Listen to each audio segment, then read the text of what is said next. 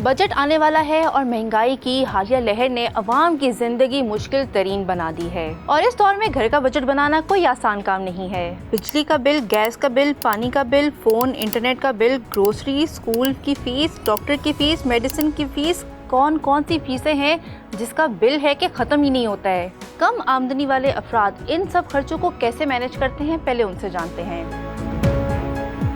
मेरा नाम फरजाना नईम है और मैं एक हाउस वाइफ हूँ।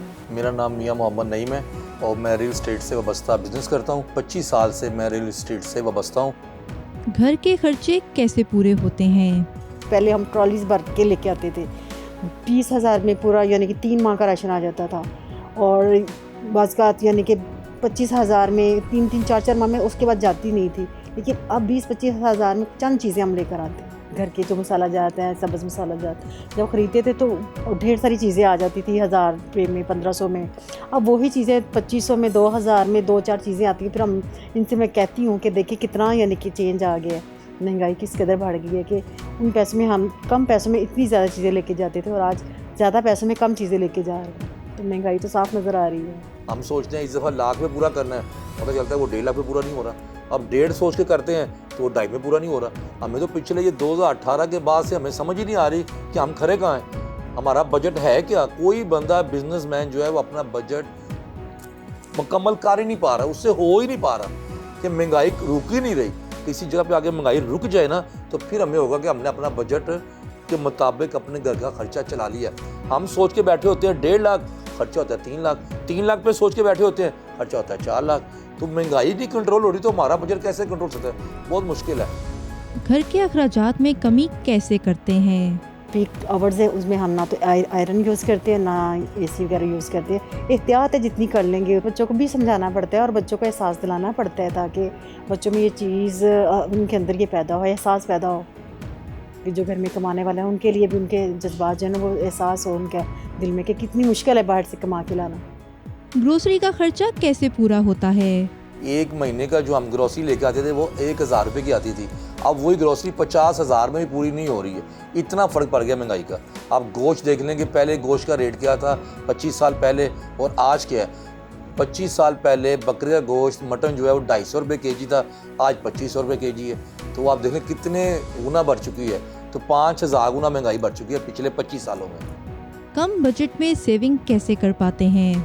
अब सेविंग वाला जो है वो तो समझ लें कि बस निकल गया माइंड से कि अब तो है कि पूरा भी हो जाए तो बहुत अच्छा है। पहले तो मेरा इसी तरह का माइंड था कि जब कोई प्लानिंग करते थे घर में पूरे मंथ की जो होती थी खर्चे की, उसमें मेरा यही माइंड होता था कि इतना हमने खर्च करना महीने को, इतनी सेविंग करनी और करनी सेविंग थी और हो भी जाती थी। लेकिन अब तो सेविंग का आपको बताया ना कि अब सेविंग का सोच भी नहीं सकते। अब तो पूरा हो जाए वो भी शुक्र है अल्लाह का। इज़्ज़त के साथ जो वक्त गुजर जाए वो ज़्यादा अच्छा है। बिजनेस के हालात कैसे चल रहे हैं? बिजनेस तो ठप हुआ है पिछले कई महीनों से। हम लोग अपनी ही जमा पूंजी खा रहे हैं और अल्लाह से ये दुआ करते हैं अल्लाह इसको ख़त्म होने से पहले हमारी गैबी मदद फरमा और हमारा कारोबार चल जाए, मुल्क के हालात अच्छे हो जाएं, मुल्क की मैशियत बेहतर हो जाए, कोई डॉलर सस्ता हो जाए, महंगाई कम हो जाए, ताकि हम अपने बच्चों का अच्छे तरीके से पेट पाल सकें। हम तो बहुत परेशान हैं कि कब तक खाएँगे। वो पंजाबी में कहते हैं खादियाँ खूह खाली हो जाने, तो ये कुएँ भी खाली ख़त्म हो जाएंगे, फिर हम क्या करेंगे।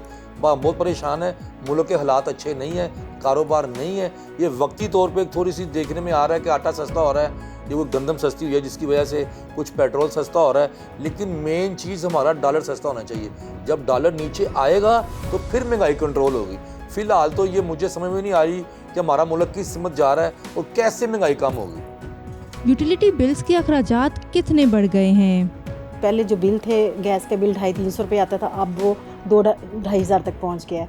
इसी तरह बिजली का जो 8-10 हज़ार आता था वो अब 30-40 हज़ार पे पहुंच चुका है। और इतनी एहतियात के बावजूद कि हम बच्चों को एक रूम में सुलाते हैं और एक एसी यूज़ करते हैं और उसके बावजूद इतनी यानी कि महंगाई ऊपर आ चुकी है कि बिल इतने ज़्यादा आते हैं। आने वाले बजट से क्या तवक्कुआत हैं?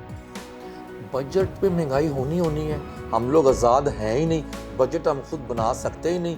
बजट तो हमें बनाया IMF दे देता है और हमारे मिनिस्टर पेश कर देते हैं। बजट तो उस दिन आएगा जमहूरियत का जिस दिन कोई भी सियासी जमात अपना बजट खुद अपनी अवाम के लिए बना के पेश करे, ये तो बड़ी बदकिस्मती है कि हम लोग मकरूज़ IMF के, और जो IMF कहेगा वो हमें मानना पड़ता है। क्या अगर आपसे कहा जाए कि जो बजट एक आम आदमी के लिए आप पेश कर रहे हैं वो बजट आपको दिया जाए कि आप अपना घर चलाएं, तो चला लेंगे? अगर वो चला लेंगे तो हम भी चला लेंगे। तो अगर उस बजट में जो ये पेश करते हैं उसमें खुद ये नहीं चला सकते अपना घर, तो फिर हमसे कैसे उम्मीद करते हैं कि अवाम खुश होगी? इसलिए फिर हालात ख़राब होते हैं ना।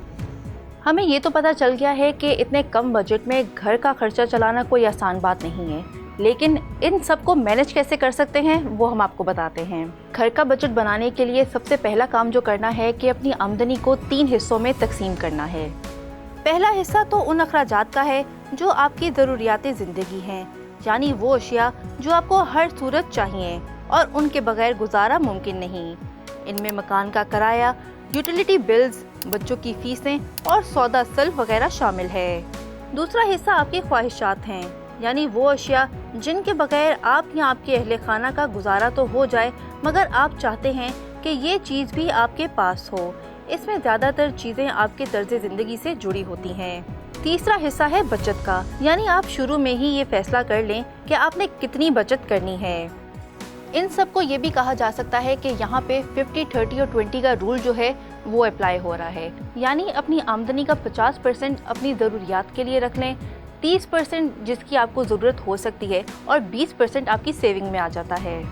जब ये 3 हिस्से बन जाएं तो आपको अंदाज़ा हो जाता है कि आपके घर के बड़े और ज़रूरी खर्चे कौन से हैं, यानी वो खर्चे जिनसे चाहकर भी आप छुटकारा हासिल नहीं कर सकते। लिस्टिंग करने से आपको ये फ़ायदा होता है कि आपको अंदाज़ा हो जाता है कि कौन से अखराजात आप अपने कम कर सकते हैं और अपना बजट जो है वो मैनेज कर सकते हैं। मिसाल के तौर पे यूटिलिटी बिल, स्कूल की फ़ीस, घर का किराया, ये सब कंपलसरी हैं, लेकिन बिजली का बिल, गैस का बिल, पानी का बिल, इन सब बिलों को आप अपना अच्छे से मैनेज कर सकते हैं।